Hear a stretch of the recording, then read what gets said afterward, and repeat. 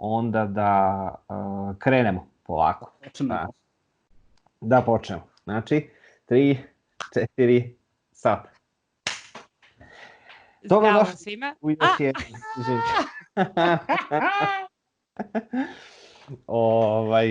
Eto. Sad ću ja da dam znak, izvini. Radimo one take, kao što ti kažeš, samo one take. Ok, 1, 2, 3.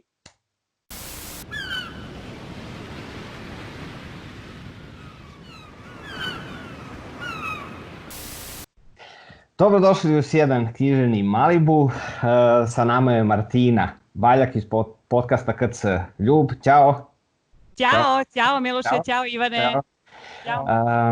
Danas ćemo govoriti o njenoj muzičkoj želji. Ona imala nekoliko želja, ali odlučili smo se na kraju da malo onako se koncentrišem na jednu, da bismo je što bolje odradili. Pričat ćemo o Ernestu Sabatu iz različitih uglova, o njegovim romanima, esejima. Bilo bi cool napraviti podcast posebno o njegovom životu, jer ja kad sam pogledao šta je sve on radi, gde se bio, čime se sve bavio, to je potpuni haos. Eto, baš mi je drago što si došla i vidite da smo na Skype-u, organizujemo na jedan drugačiji način emisiju.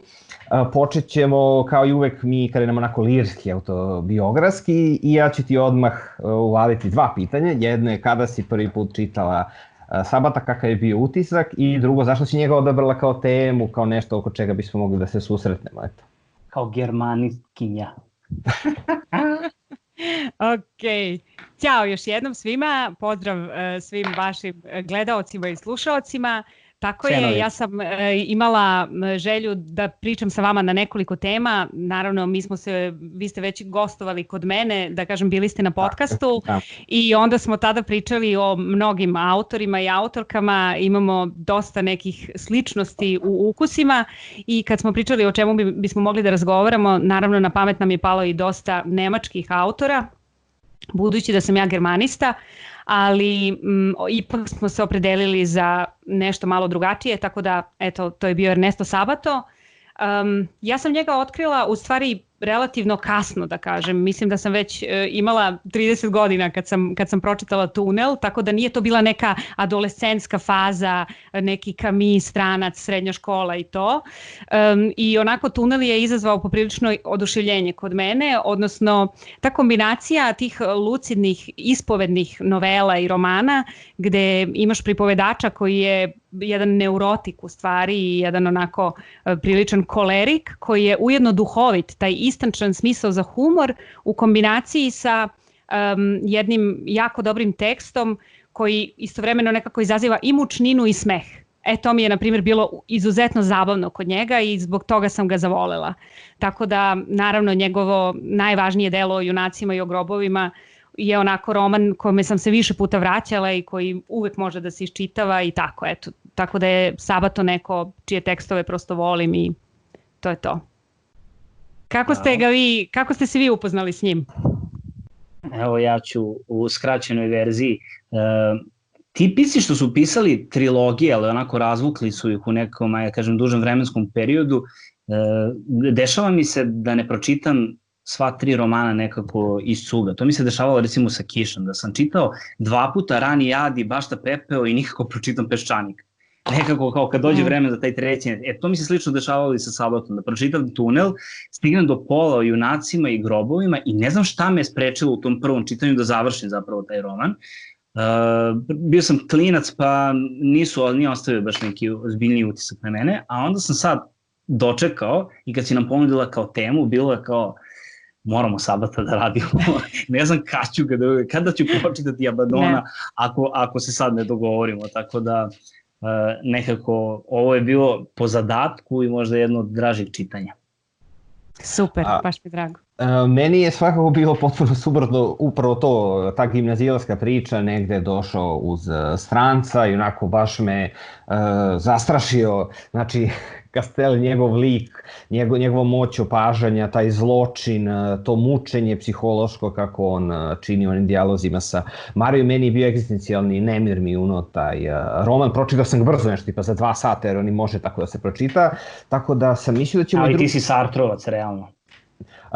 Pa više, da, Sartre je tek mučninu kad sam čitao, to je tek bio haos za mene, ali onda sam mislio da ćemo i drugi biti u sličnom fazonu, ali mi se mnogo sviđa što je meni ostaje negde na bliskim temama, ali se u Junacima i grobovima približio negde, meni se deluje možda Markesu ili nekom istorijskom romanu, nečemu slično, meni je takav utisak, iako on to ne bi želeo da se kaže, jer nije volao da ga srštamaju uz bumovce i slično, a opet Abaddon je uvek bio haos i tek sam sad uspio da skontam čemu se radi otprilike u tom romanu. Ali dobro, složit ćemo se da je to neki eksperimentalni fragmentarni roman, izvini, mislim. Jeste. On takav i treba da ostane, haotičan. Treba, i meni se sviđa što je različit nego ovi drugi. Ne znam što je eksperimentisao, ali ajde da se vratimo onda tunelu, pa negde ćemo neke odlike njegovog pisanja usput zahvatiti. Ja bih pre nego što to krenemo, ipak se uhvatio malo njegove ličnosti. Ne možemo da pomenemo, kada smo pričali o magijskom realizmu, uvek smo potencirali to koliko je prisutan bio i politički angažman i da su mnogi ti pisci u to vreme pripadali bumu ili ne, kao što su recimo i Romulo Gallegos ili kao što je Pablo Neruda, da su bili politički angažovani i da su bili zapravo na državničkim funkcijama.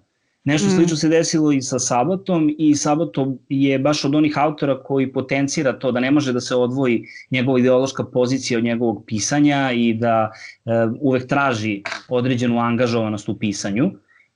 Ne onu krajnju, naravno da ceni umetnost, on je neko ko se odrekao pre svega prirodnih nauka i fizike zarad umetnosti i da bi pomešao ta dva sveta, ali da je ta njegova pozicija bitna je između ostalog i dolazak Perona na vlast je možda i isprovocirao nastanak nekih njegovih eseja, između ostalog onih ljudi iz Ovčanici 51. i uopšte i Tunela 48. I negde se osjeća taj pesimizam na početku njegovog stvaralaštva koji je mnogo više, ovo što si ti Živko doživeo sa Tunelom, taj egzistencijalni nemir je dosta prisutan i kad pogledaš i taj roman se završava dosta pesimistično i nihilistično za razliku od Junaka i grobova da imamo neku metafiziku nade kako oni to navode. Pa eto čisto da pomenemo da je čovek bio angažovan i da je pokušavao da dohvati apsolut i preko nekih revolucionarnih partija, da su ga i terali iz države zato što je njegovo posmatranje socijalizma i komunizma bilo malo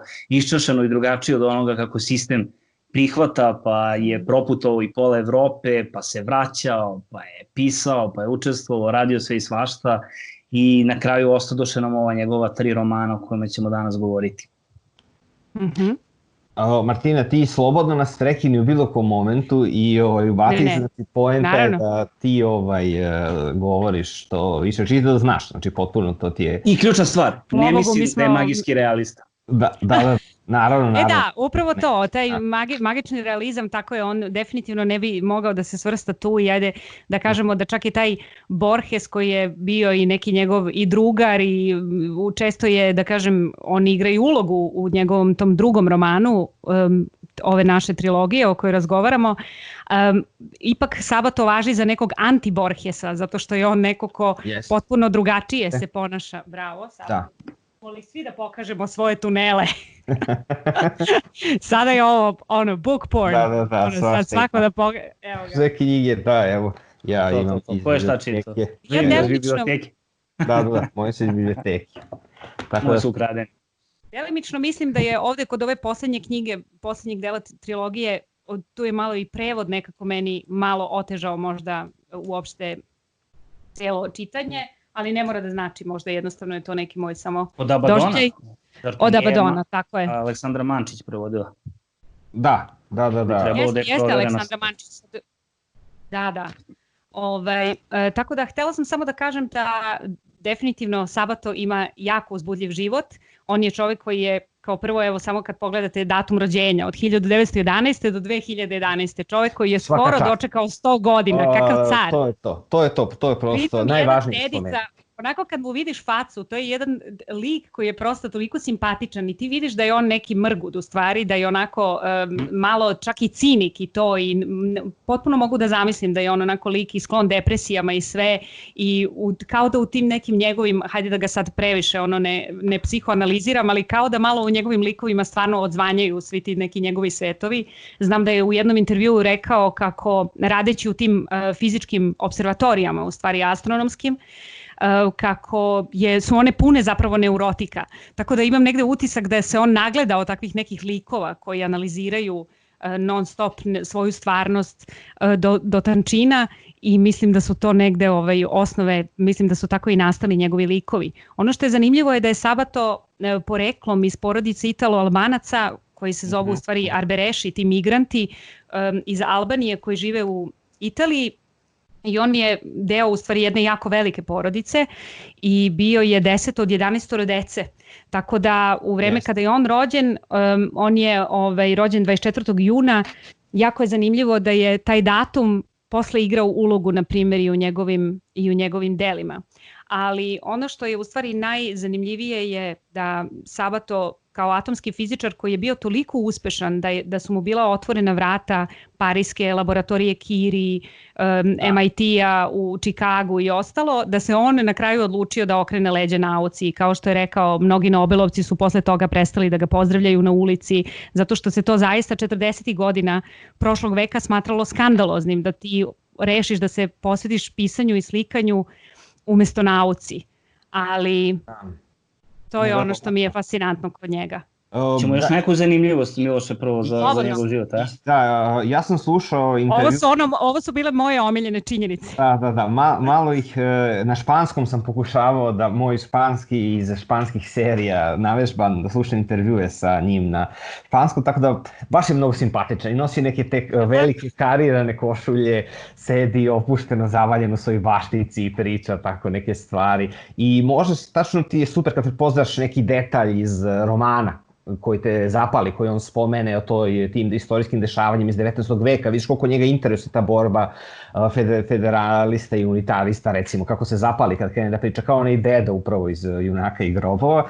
Meni jedan simpatičan detalj, u stvari ne simpatičan, mislim čak važan, jeste da je on imao brata koji se isto zvao Ernesto, koji je stradao pre njega i onda je on poneo isto to ime i progonio ga je negde kao senka i onda je spominje taj moment u svojim intervjuima, neka vrsta dvojnika i preuzetog života, postojalo nešto što ga je opterećivalo i nosio je tu smrt brata sa sobom. Jedan je to važan detalj. Drugo, šta bih još rekao da je meni bilo, da, on je toliko bio uključen u te borbe između anarhista, sindikalista, komunista, različitih frakcija, da je u jednom momentu mu život čak bio ugrožen, pa je morao da pobegne kad je otišao u Moskvu, mislio da će ga likvidirati, znači vrlo je bio na ivici, bio je vrlo uključen u to. I onda da, negde sam naišao, ne znam, i postoje kao neke slike njega kad se povukao na kraju u divljinu, u prirodu, da živi onda sa domaćim životinjama slike, Sabata ili nešto slično. To je meni bilo beskrajno simpatično, ali blisko tom kraju možda Junaka i grobova gde se ide u Patagoniju, gde postoji ta divljina, prostor, te beskrajne zemlje Argentine, eto to je Ima još jedna zanimljiva činjenica, sad ispravite, negde sam čitao da je etimologija njegovog imena savršeno sažima u njegovu poetiku i njegov pristup gde spaja racionalno i iracionalno, da Ernest ili Ernest bi trebalo da znači ozbiljan ili tako nešto, ili približno na nemačkom, a da Sabato između ostalog ono kao i dan veštica, da bi predstavljao na neki način nešto iracionalno što on svojim imenom i prezimenom zapravo spaja. To je recimo meni jedna od razlika, a upravo gledam, pošto sam htio da vidim godine, posumnjao sam u jednu stvar, pošto postoji nešto magijski kod njega i onako đavolski motiv đavola je svakako prisutan i anđela. Tunel je objavio 1948. o junacima i grobovima 1961. a Abaddon Anđeo uništenje 1974. Postoji 13 godina razlike, to je pauze između objavljivanja ovih dela. Tako da, tumačite ovaj broj 13 kako hoćete, da je 13 Jesus kao sa 12 apostola ili da je Juda, tako da... Tako je, kod njega sigurno nije slučajnost. Da, znam samo da, i ja verujem da nije, iako je hteo da spali te svoje romane, ali mi je to zanimljivo zato što njegov odnos sa Bogom je nešto što mi je najsmešnije kroz čitanje, naročito eseja. Kako se tako pozove i to je kao, ako Bog ima, on ovo ne bi smeo, Boga ima, ovo ne bi smeo da dozvoli. Da. Ili kao izveštaj od slepima, kada imaš one varijante, ako Bog postoji, onda je on nitko. Ako Bog ne postoji, onda to je fenomenalno. Htela sam samo da se nadovežem na ovo ime i na to da je on zaista imao brata Ernesta. On će reći, pošto je on rođen 24. juna koji je u katoličkom kalendaru u stvari Ivanjdan bio. I budući da je rođen na to paljenje tih vatri i to, smatrao je da je to nekakav znak onostranog i njegove veze sa tim htonskim svetom. Pa još mu je dato ime tog brata koji je preminuo, koji je nosio to ime. Tako da je uvek osjećao neku vezu sa tim svojim blizancem, tako da tu nekako taj datum za njega igra važnu ulogu. To sam htela da kažem i fantastično mi je što je on ceo svoj život imao to je govorio i u nekim intervjuima, kako mu je taj san, odnosno kako snovi igraju veliku ulogu u njegovom pisanju i povratak detinjstvu i upravo neke traume iz detinjstva, kao da je on sa tim slepilom isto, toga se plašio, možda je bio suočen sa gubitkom vida jednog svog kolege surrealiste u Parizu i tako da je to neka njegova mora koja ga je proganjala i onda je zanimljivo da je on, na primjer, 5 godina pred kraj svog života i sam oslepeo i nije primao nikoga u svoju kuću, sem što mu je lekar dolazio 2 puta nedeljno i jedna žena koja je tu bila i čuvala ga i ona mu je čitala odlomke iz njegovog romana o junacima i o grobovima. I to je meni onako jedna prilično, on je naravno taj roman pisao skoro 50 godina, tako da njime se najduže i bavio, verovatno je to smatrao svojim nekim najznačajnijim delom, ali tako mi je nekako tužno kad zamislim tog starčića koji je sad i on odjednom oslepeo, koji tako otprilike se suočava sa svojim tekstom. I čovek koji je verovao u sudbinu i kome se desilo nešto što se desilo njegovim junacima. Pitam se samo da li mu je koža postala hladna kao u gnizavca, to me jedino zanima. To, i mislim Borges koji je isto izgubio vid, mislim kako je to zanimljivo. Ali Borges nastavio da piše, a Sabato je navodno krenuo da slika. Da slika kako je gubio vid, da. I on jeste spaljivao, da se i tu nadovežem, on je zaista spalio recimo svoj nadrealistički roman, pošto jedno vreme bio u toj fazi, spalio je onda i drugi jedan roman i baš onda govori i lik koji se pojavljuje u Abadonu, koji je možda negdje i najviše metapoetički, onako gde on iznosi eksplicitno neke svoje stavove o pisanju i uopšte problem sa pisanjem, problem o blokadi. Imamo taj R tačka lik koji se pojavljuje, negdje ga on navodio isto na spaljivanje svojih dela, čak i o junacima i grobovima, što je užas pretilo da i to bude spaljeno. Tako da na sreću nije. Zanimljivo je, on je u jednom svom intervjuu zapravo rekao da on može da piše samo na taj jedan određen način. Tako da zbog toga je zapravo nastala trilogija i nemamo ništa drugo od njega. Praktično kao da je ovo neka njegova jedina verzija.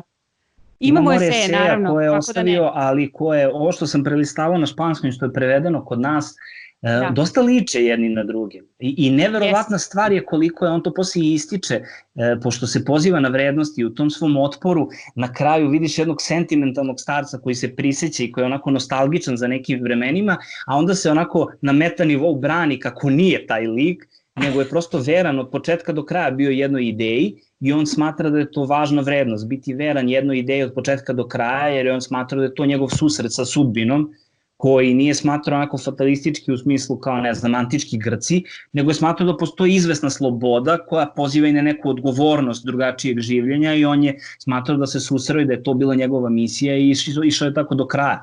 I onda nekako simpatičan mi je bio 2000-te, zamisli 2000-te je objavio taj posljednji spis. I tako je simpatično što piše o štetnosti televizije, kao 2000 godine. To imamo i u romanima, to sam posebno podvukao, ta štetnost tehnologije s kojom se ja načelno ne slažem. Zapravo on ne veruje u napredak, koliko sam ja shvatila iz svega. Napredak nauke ne postoji, u stvari, od kad je kao bačena atomska bomba, to je bio neki njegov najveći razlog za raskid sa naukom, u stvari, taj nedostatak moralnosti, u stvari, u naučnoj zajednici.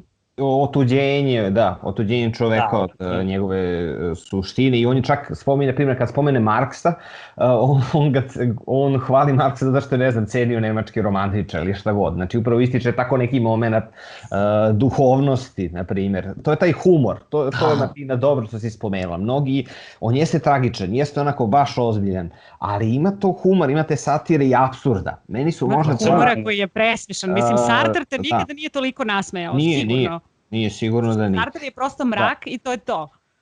Meni su recimo dva neka genijalna momenta u ovim romanima u tunelu, onaj moment sa poštom, kada Castello odlazi u poštu i onda ima ono celu raspravu s poštanskom službenicom koji je apsurdan i tragičan i pred kraj razrešenja cele priče gde je ta kulminacija, on dolazi i sve pada u vodu, on odlazi da pošalje pismo, da sad malo ne otkrijem previše, on se pokaje posle 5 sekundi što je želeo da ga pošalje, ali mu službenica ne dozvoljava da vrati pismo. I cela ta, na nekoliko strana se onda oni raspravi groteskno. Pritom ona ima razuman razlog, zato što ona sad ne može da ustanovi da je to njegov koverat, a on jednostavno nju ubeđuje da to jeste njegov koverat i da ona njemu to mora da vrati.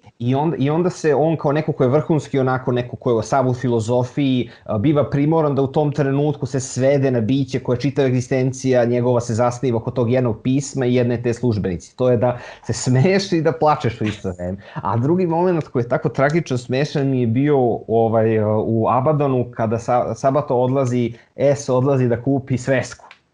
Kupi svesku koja mora da bude veća od bloka, a manja od sveske. I onda cela ta tragedija gde on ne može da se sporazume sa prodavcem donekle, a ne sme da porekne sebe, ne zna kako da iskaže sebe oko problema jedine sveske, je apsolutno genijalno. Znači ja sam tu stao i kao, ne znam zašto, ali tako jedna mala epizoda pokazuje genijalnost. Mislim da je to čak i u drugom delu, kada Martin Castillo, kako se on preziva, kada on odlazi u banku i kada želi da otvori račun u banci i kada je službenica prema njemu također neoljubazna, on bi hteo da otvori račun, a ima samo 20 rubalja ili tako nešto.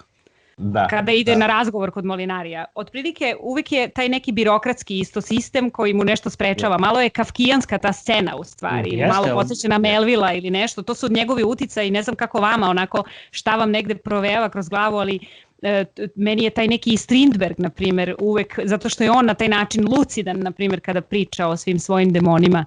Tako da to su neki njegovi uticaji, sigurno i Dostojevski i...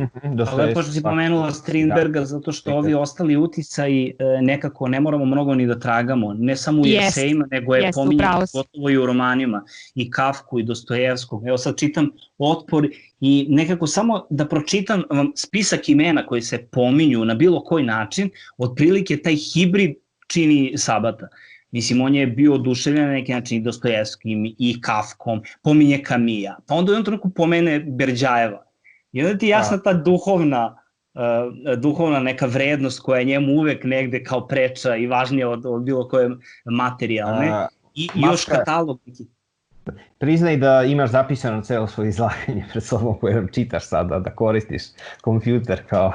Nemam, stavio sam ovde pored godine. Ja moram da kažem da Berđajeva nisam čitala, ali na spisku je, tako da stići će na red. Ali recimo taj ispovedni roman, taj način na koji on počeo tunel sa onom čuvenom rečenicom, znam da ste vi inače imali epizodu kao početkom rečenica, tako da mislim da je ova rečenica prva u tunelu legendarna. A to je, bit će dovoljno da kažem da sam ja Juan Pablo Castel, slikar koji je ubio Mariju Iribarne. Pretpostavljam da se svi sećaju procesa i da nisu potrebna dalje objašnjenja o mojoj osobi. Dakle, to je vrlo jedan zapravo i taj kafkijanski početak i ceo taj egzistencijalizam počiva na ovakvim počecima novele. A u stvari on je... i to je to.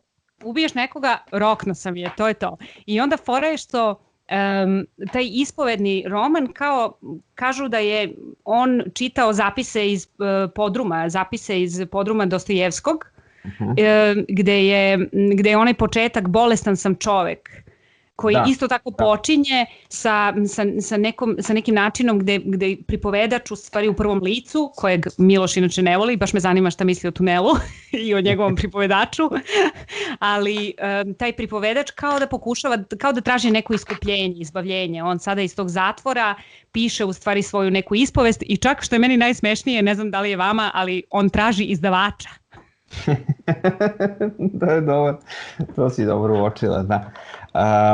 Ja bih se vratio na tu prvu rečenicu da je zaista genijalna. Ta prva rečenica i uopšte podsjeća takođe i na Kafkinu, dakle i na proces, podsjeća i na Stranca i na prvu rečenicu Stranca, ali zašto je važna? Zato što je to svršen čin i ništa ne može da se uradi. I to je stalno kod Sabata, kada ga čitamo, stalno postoji samo prošlost. Mislim da je to bitno. Prošlost koja se iznova vraćaju junacima, grobovima i kada Sabato ceo svoj život onda gleda u Abadonu i u tunelu. Svršen čin, ne može ništa se promeni, nego samo možemo da se odnosimo prema prošlosti i Kastel kao neko ko je antiheroj pokušava nama da pokaže i da objasni to. I meni je to prvo lice stvarno jeste leglo za jedan takav roman i za jednu takvu novelu. I mislim da je to super jer onda on kasnije menjao i eksperimentisao. Ne bih mu prosio da je stalno bilo isto prvo lice iz romana u roman, ali ovako skroz šljaka i mislim da je na mestu i tunel je baš kompaktan i vešto napisan, a mene pre svega oduševio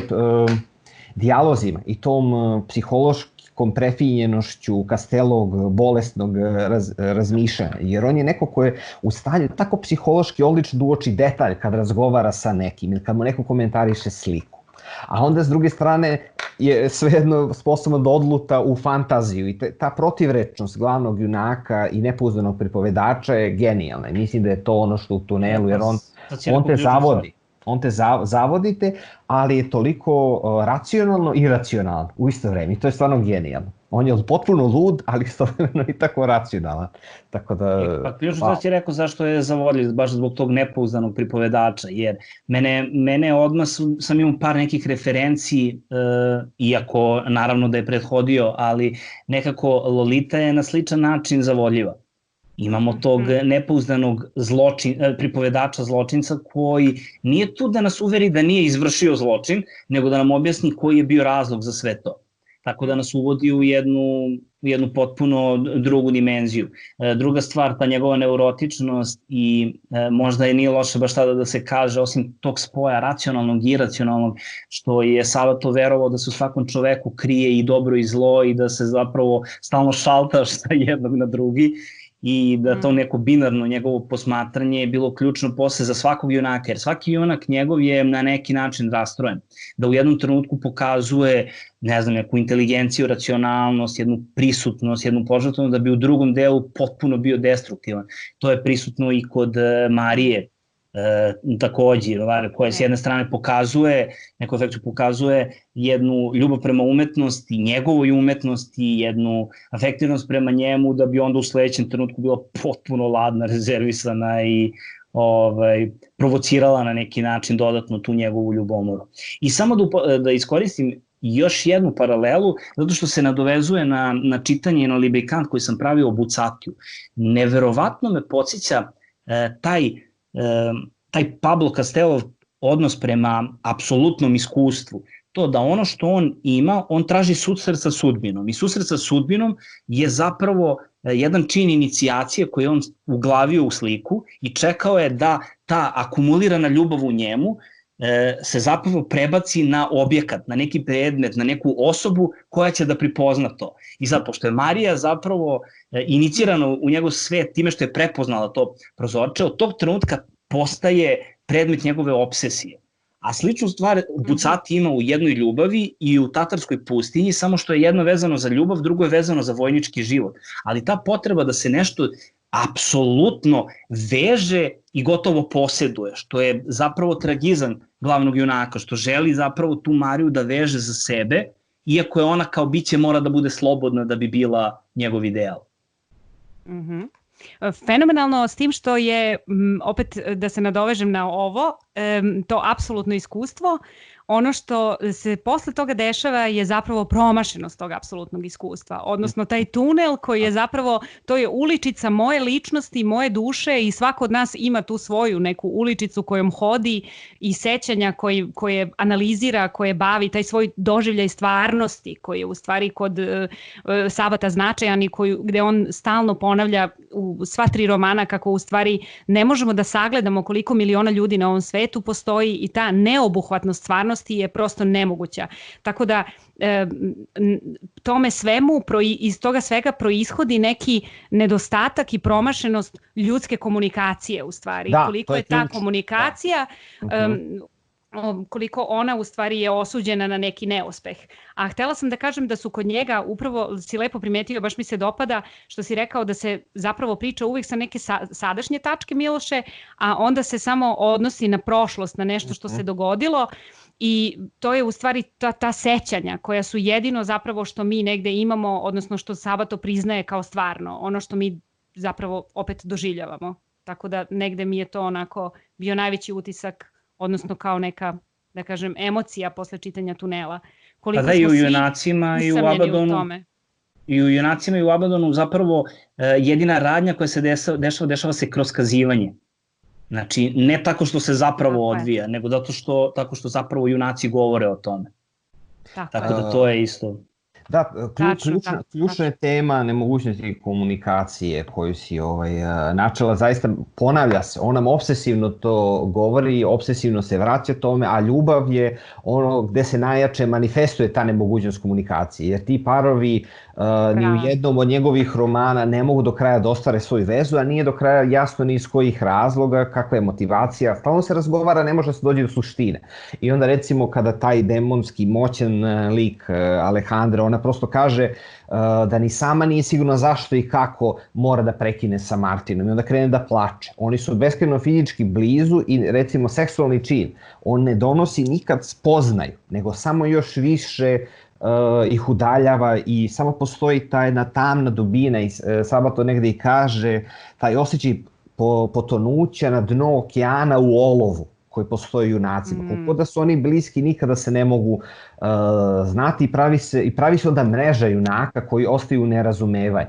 I to je isto važno. Ti trouglovi, ti ljubavni trouglovi junaka gde svako pokušava da dođe do nekog drugog, a ne može. Martin ne može da dođe do Alejandre, onda Bruno ne može da dođe do njene majke, a već da ne govorimo o Fernandu koji je Kastel na kvadrat što se tiče toga koliko je lik u svim pravcima krenuo, a svi oni negde pokazuju samog gospodina Esa i njegovu nemogućnost da samog sebe i ljude oko sebe skonta, eto, ne znam. Evo, samo da dodam, divna je bila i metafora tog tunela na samom kraju, gde on zapravo u pretposlednjoj metafori govori da su on i Marija zapravo, u stvari pretposlednja, on i Marija kao 2 tunela koje su paralelno išla i da je on zapravo izgradio taj stakleni zid u kome su se oni na trenutak mogli da se vide. A onda zapravo kaže, zapravo je tu uvijek bio samo jedan tunel, njegov tunel koji je zapravo deo njegovog sećanja i da je sve ovo zapravo jedna nemogućnost u kojoj se navodi da je to jedna metafora nemogućnosti komunikacije, ali ima i nekih drugih tumačenja. Ja sam sklon mišljenju da Sabato nije toliko kompleksan za tumačenje i da je on zapravo želeo da bude dosta jasan. Da je imao samo jedan manir u kome će njegova forma pratiti njegov sadržaj i da je na specifičan način posmatrao roman. Da je roman bio za njega taj jedan totalitet i da slično nekim drugim romanopisima kao i Pekić je isto roman zamišljao mnogo drugačije. Zato je davao žanrovska određenja kao, ne znam, autoportret, kao sotija, povest i tako dalje, jer je roman to nešto ogromno što bi moglo da skupi sve te perspektive koje bi mogli da daju privid jednog totalnog sveta koji on želeo da obuhvati. On je znao da je to nemoguća misija, ali ako nešto to može da uradi, onda je to roman. I zato je tako polifon i zato je tako lud i zato je kao skup jednih raznorodnih sećanja, jer ako obratite pažnju, naročito u 2. i 3. romanu, da ih stalno ne navodim imena, uopšte nisu uzročno-posledično vezane te deonice. Vi pročitate jedan deo ili ne znam nekoliko paragrafa, posle toga sledi neki koji niste siguran da se nadovezuje ili ne. na jako malom broju mesta se to zapravo dešava. Tako da je to sve nekako poetički bitno i on to vrti u krug sa sve onime što smo već naveli na početku, da se obsesivno bavi nekim temama i to su, već smo Živko i ja govorili, neki od najboljih pisaca su tipa Kafka, Bernhard, eto ono prvi koji mi padaju na pamet, da su se obsesivno bavili jednom temom i imali isti stil koji su negovali i to je što kaže Sabato, to je jedini način na koji umem da pišem i to je jedina tema koja me interesuje i zbog toga je i značajna. Tako je, mi smo u stvari u tunelu, ono što smo videli u prvom romanu, to se u drugom romanu potpuno reflektuje u izveštaju o slepima, kao da su Juan Pablo Castel i Fernando Vidal Olmos, kao da su ista osoba, odnosno ista vrsta, odnosno možda slična, ali ako ne ista vrsta nekog neurotika ili kolerika, to je neki njegov način da piše takve romane, samo što mislim da je nekako, vrlo si lepo rekao, on tunelom je meni vrlo jasan. Ne znam uopšte kako ljudi mogu da se nekako u njemu ne snađu, da kažem. Čitala sam da neki ljudi, na primjer, nisu u fazonu da... Smeta im, na primjer, njegov odnos prema ženama u romanu. Mislim, ne znam kako može neko da ima problem sa feminizmom u odnosu na tunel. Nekako tu je potpuno... Mislim da je to promašena tema nekako za tu vrstu romana, zato što taj odnos sa Marijom Iribarne mogao bi da bude odnos sa bilo kojom drugom ženom. Zapravo ona je, mi boravimo u njegovoj glavi, je li tako, u glavi Castelovoj, tako da pratimo šta se njemu dešava i kako je on doživeo sve što se desilo. Tako da mislim da je to negde kod njega zanimljivo, da je tunel bio onako kompaktan i koncizan, a onda ovaj naredni roman, on postaje po strukturi potpuno ozbiljnija neka priča, drugi roman njegov ima već 4 dela i onako je strukturalno malo zahtevniji i za čitanje naravno, pošto imamo onaj deo koji se bavi unitaristima i federalistima istorijski, koji je u boldu, koji je u stvari u iskrivljenom tekstu gde sad moramo da čitamo dve radnje praktično koje se odvijaju paralelno, da bi u trećem romanu već to kao da imamo fragmente toga, na primjer, koji su ostali gde sve to zajedno čini neki manje više nepovezan tekst. Sad, izvini Živko, samo pitam, jel se držimo i dalje tunela ili idemo na drugi? Zato što sam ja hteo još nešto o tunelu, pa čisto ovako, iz praktičnih razloga pitam. Digresije su uvek dobrodošle, vrati se na tunel. Ne, jesu. Ja se nekako ponašam prema tome kao da je to sve ista priča, znaš, pošto tuneli onako nećemo sigurno prepričavati, mislim nije jedan roman, tako da što se mene tiče možda slobodno. Ajde, Živko, reci, izvini. Ne, pa ništa, meni samo bih se vratio na to da ne samo njegov odnos prema ženama, nego odnos među članovima porodice, pa onda odnos prema sadizmu, prema mazohizmu. On je neko ko ne beži od teških tema, ima prema prikazu teških stanja, uopšte incest recimo. Rodus pronoće, da. Na bilo sve što možete da zamislite, on vam je pokazao i negde vas je naterao da se suočite sa time, ali na jedan način, recimo, opet meni Houellebecq u glavi. Meni smeta taj način na koji on to čini, zato što je uvek superioran i mene nervira. A Sabato ne, Sabato je neko ko pokaže negativnog junaka, ali ima taj jedan dubinski humanizam koji će vam na neki drugi način pokazati, jer će vam on dati i tog Busića, daće vam i tog Baragana Jurodivog, ostavit će vam neki, ili kako se zove ona junakinja koja neguje na kraju Martina pred kraj o junacima i grombovima, ne mogu da se sećam, da li Hortenzija ili nešto slično. Jeste, nešto na kraju, da. Daće vam i takve junake, eto, tako da, ali je neko ko njemu je upravo cilj i bio da pokaže mračnu dubinu tog demonskog sveta i onda on je to povezao i sa svetu tom slepih, eto, i negde ja lično ne bih imao toliku hrabrosti negde, on kaže u jednom momentu da su mu savjetovali da samo ode kod psihijatra, jer to je razaranje sopstvene ličnosti kada ti toliko uroniš u nasilje i užas. Naročito ti incestuozni momenti su meni zastrašujući kada ih primetiš i iščitavaš onda iz teksta, eto, to je Da, zato što je on duboko uronio zapravo ne u svest, u podsvest čoveka, to je bila njegova obsesija. Ono što je on zamerao Borgesu, na primjer, i u romanu to govori i u nekim esejima, iako ga je jako poštovao, je to što su Borgesovi junaci zapravo dehumanizovani. što nisu biće od krvi i mesa i zato što su u službi ideje. I to je ono što se njemu zapravo nije dopadalo i zato je on zapravo pokušavao da zagnjuri onako duboko u čoveka, da uđe u njegovu podsvest i zbog toga su mu junaci tako neurotični i zbog toga su mu rečenice tako lude, na momente groteskne i burleskne. To isto možda treba pomenuti. Takođe i da je i on dekonstruisao taj detektivski žanr, što jeste verovatno neki uticaj Borgesov, Borges vuče tu jednu posebnu tradiciju detektivske priče koja ne polaže mnogo na razrešenje. Tako da i ovde odmah znaš ko je ubica, ne znam zašto se uopšte bavimo time, ali ajde da pričamo u tom thriller tonu. Sjetila sam se u tunelu, kako mi je dobra fora, izvini Ivane što te prekidam, super mi je fora u tunelu kada kaže, ali da sam znao da ću završiti na robi i roknuo bih još jednu 6-toricu, 7-oricu tek tako da ih se rešimo, pošto su kao u fazonu nisu nikakav gubitak za čovečanstvo, što mi je naravno bilo jedna od mnogih fora koju je ispričao Kastel. Da, pa on ima nešto od ovih junaka Dostojevskog, kao i Fernando, prosto kao Stavrogin, kao Ivan Karamazov, što ima problem apsolutno ima problem sa Bogom, ozbiljna pobuna protiv Boga, on je sad spreman da uradi nešto i kao Raskolnikov, on je spreman i da ubije zarad neke ideje i da se postavi u tu ulogu prosto nadčoveka i naravno, samo prosto je drugačije zamoto to egzistencijalistički Sabato.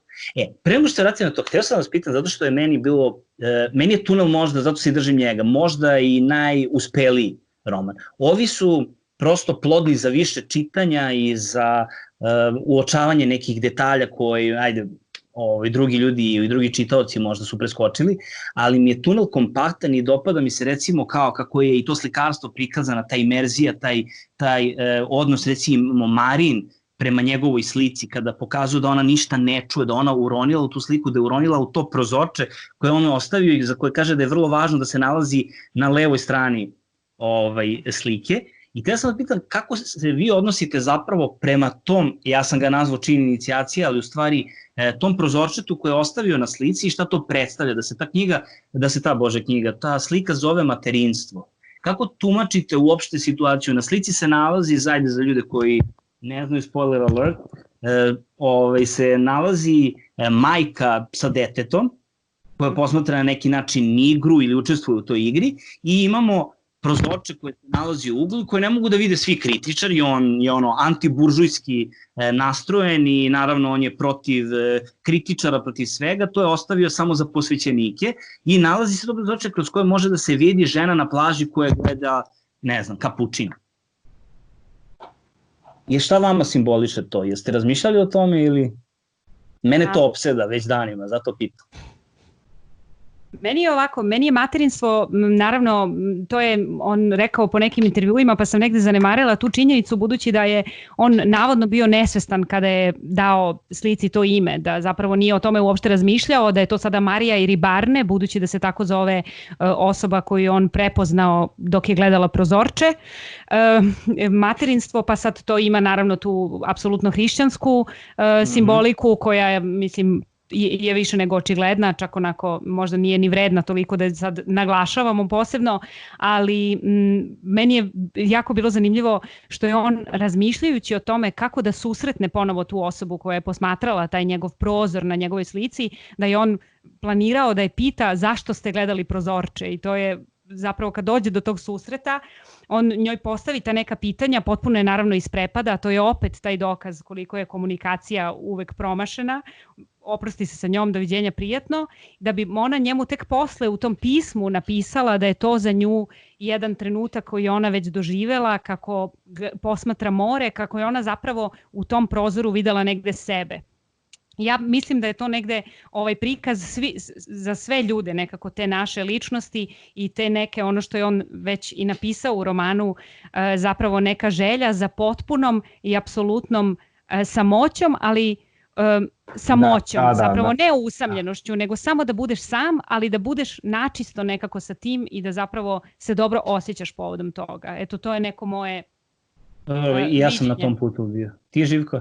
Da, pa evo razmišljam, hvala ti na zanimljivom pitanju. Mislim da je, negde sam ja pročitao neki njegov eksplicitni iskaz da je to povezao onako jungovski sa animom njegovom koja je potrebno bila aktivirana na slici u tom prozočetu, recimo Castellovom, ali meni lično to znači potrebu za razumevanjem, neko ko je napravio umetničko delo i kao ostavi zagonetku na njemu šta je pravo razumevanje i ko će uočiti taj detalj, on će razumeti celu sliku. Kao neki easter egg bismo to možda nazvali, ali koji vodi do duše autorove. I mislim da je negde onako Sabato to doveo do potpunog nihilističkog zaključka, jer ona jedina osoba koja u stvari mogla to da razume je ona koju je autor uništio i to je istovremeno krah mogućnosti razumevanja tumačenja na jednom prenesenom značenju umetničkog dela, bare meni, jer kaže se da je Castel nastavio da slika u zatvoru, ali više nema šanse da ga bilo ko razume i ti hermetični zidovi ga zatvaraju. Meni je to pokušaj razumevanja i krah razumevanja, cijela ta priča o dubinskog, jasnog razumevanja, a mislim da je takođe važno ispomenuti da on više nego išta mrzao klasičnu kritiku, klasično razumevanje, arhitektura, slike, tako, mrzao je takve stvari, salonsko razgovaranje o bilo čemu i to je negde njegova ta varvarska strast za pravim kontaktom pokušala da progovori, eto, to. Zapravo, to je ona njegova Aha, izvini. Kaži, slobodno. Ne, to je ona teorija o hiruškom nožu, u stvari, da ljudi koji nikada nisu uzeli kao četkicu u ruke, odnosno kao što neko od nas nije uzeo u ruke hiruški nož, a kamoli mački, na primjer, namestio nogu, da li bi on mogao nešto da kaže hirurgu šta treba da radi, to je isti njegov odnos prema kritičarima, njegov odnos kao slikara, zašto njemu kritičari mogu nešto bilo šta da govore o njegovom delu kada oni nemaju pojma praktično, to je neka njegova logika, teorija o hiruškom nožu. Uopšte ne krije tu nikakva sueta uopšte. Uopšte ne, naravno. Meni je ova scena bila, vratio sam mi se zato što prvo sam naravno opet čitao Tunel i onda čitajući o junacima i grobovima mi se nekako vratila kada govori između ostalog i poslije u nekim esejima, da se iz te samoće koju si pomenula, ne usamljenosti i samoće su se javili i samoće u pustinji su je zapravo formirale 3 religije. I da zapravo sva ta duhovnost i apsolut se zapravo javljaju iz toga kad je čovjek sam sa sobom, kad nema televizora i tehnologije koje te zamajava i koje te zaglupljuje.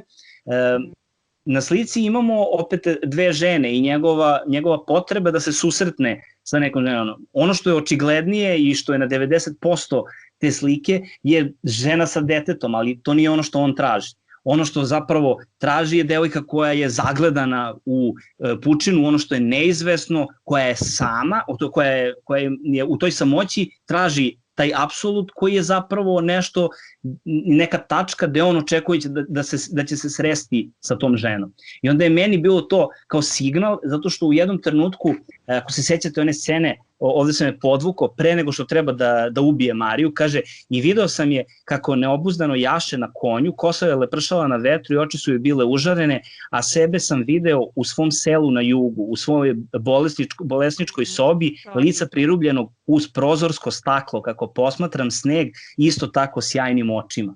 On čeka da neko vidi na isti način na koji on vidi, a onda nam objašnjava da taj prozor i to je taj njegov tunel. On samo želi da neko podeli to iskustvo, to sećanje koje on ima na detinjstvo i koje je ubacio u svoju sliku i nada se da će se kao u toj nekoj prošlosti on zapravo susresti na neki čudan način sa svojom srodnom dušom. Recimo, ja sam ga tako iščitavao, zato što uvek tragam u tekstu za tim. Jeste, fantastično, jeste ta slika, sećam se toga i zapravo mislim da to jahanje na konju se ponavlja opet i u drugom delu kada Alejandra jaše konja i kada upoznaje onu svoju mladalačku ljubav na plaži i govori mu hajde da lečimo gubavce na Polineziji i sve ostalo. Tako da... To je toliko bilo 19. vek. Ali bez dodirivanja. Taj ceo 19. vek meni bio, znači ovo stvarno, tako je bilo kraljevski. Sviđa mi se jako ovo kako si analizirao, Ivane, nego htjela sam samo da se ne složim sa tobom u vezi sa nečim, a to je da definitivno Tunel jeste po meni isto veoma uspeo njegov, ne bih ga čak nazvala ni romanom, mislim sad je to pitanje, možemo i o tome da raspravljamo, da li je sad to pripovetka ili roman, budući da je to neki 100-tinjak strana, onako moglo bi da se podvuče i pod neku pripovetku, ali recimo, hajde, neka bude roman, i ja sam sa podjednakom željom i znatiželjom čitala i taj izveštaj o slepima, moram da priznam. Naravno, uopšte prvi deo drugog romana je isto tako zabavan i sličan nekako, ima puno tih nekih light motiva koji su ponovo tu, ali onda recimo taj izveštaj o slepima ponovo ima taj neki lucidan pristup gde Fernando nas obaveštava o tome kako je on pratio slepe, budući da on veruje da postoji jedno tajno društvo slepih i kako je njegov slovoslagač koji je oslepeo, kako je on njega špijunirao i čekao da ga oni pronađu, budući da slepi, kada neko drugi oslepi, oni ga onda pronađu i uvedu ga u te tajne odaje i prostore i kako on ide tamo i pokušava da pronađe u stvari ko stoji iza svega toga i ko vlada svetom i tako. To je zapravo taj neki njegov ispitivanje problema zla i on je kao istraživač zla. Tako da je isto recimo zanimljivo i opet se tu hvata u koštac sa takvim temama. Sa tim nekim mrakom. Evo samo mini replika pa Živko nastavi. Suštinski tu ću i da kažem svoj stav.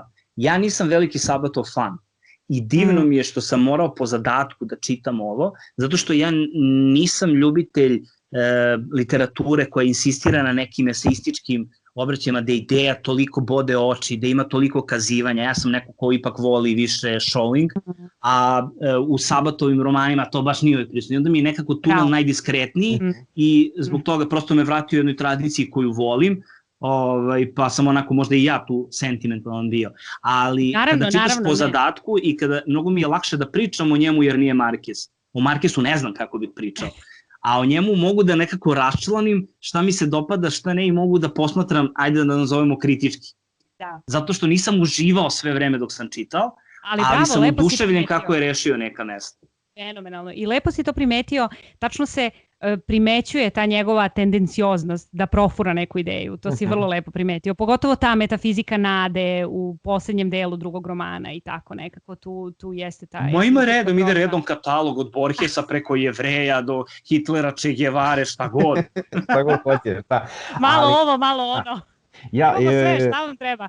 Ima svega, pa tek u Abaddon, znači u Abaddon kad dođemo, to je tek potpuni haos. Abaddon je kao da je uzeo neke svoje beleške u stvari i samo ih je nekako uobličio u knjigu. Pa da, meni, ja bih se tu više složio sa Martinom, meni o Junacima i grobovima njegov najbolje delo, jer Tunel je, ne znam, cijela ta priča o suvišnom čoveku i negativnom junaku koja postoji u tunelu mene malo umara, jer ih ima previše. Jednostavno ima previše i onda u 19. veku i početkom 20. veka i podromi Vatikana, i ruska književnost, i Pečorin, i Childe Harold, i sve u svemu, svi ti bajronovski junaci, malo sam umoren od njih. I Tunel jeste sjajno napisan i ja volim tu knjigu, ali o junacima i grobovima je duboko zahvatio u istoriju Argentine. I u istoriju, i u porodičnu istoriju, i uspeo je da iskombinuje i taj sumanuti izveštaj o slepima koji je jedno otkrovenje, jedna vizija i deo koji je meni sjajan i uopšte počinje efektno, odmah ti je rekao opet šta se desilo u porodici, a tebi je bilo zanimljivo. I tu je sada i Alejandra ta koja preuzima tu jednu silu i snagu koju je donekle Castelli imao, možda i Fernando koji je mističan. Ima više stvari, više niti, više nekih delova koje je uspeo da izvede dobro, a naročito taj kraj, gde uporedo imamo scenu tog poslednjeg tragičnog povlačenja vojske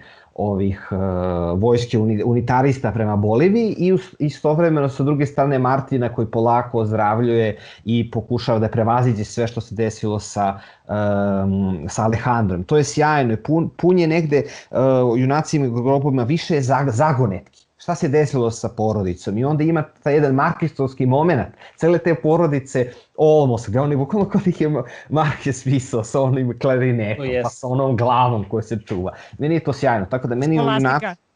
To mi je najbolji deo, ta glava koja se čuva.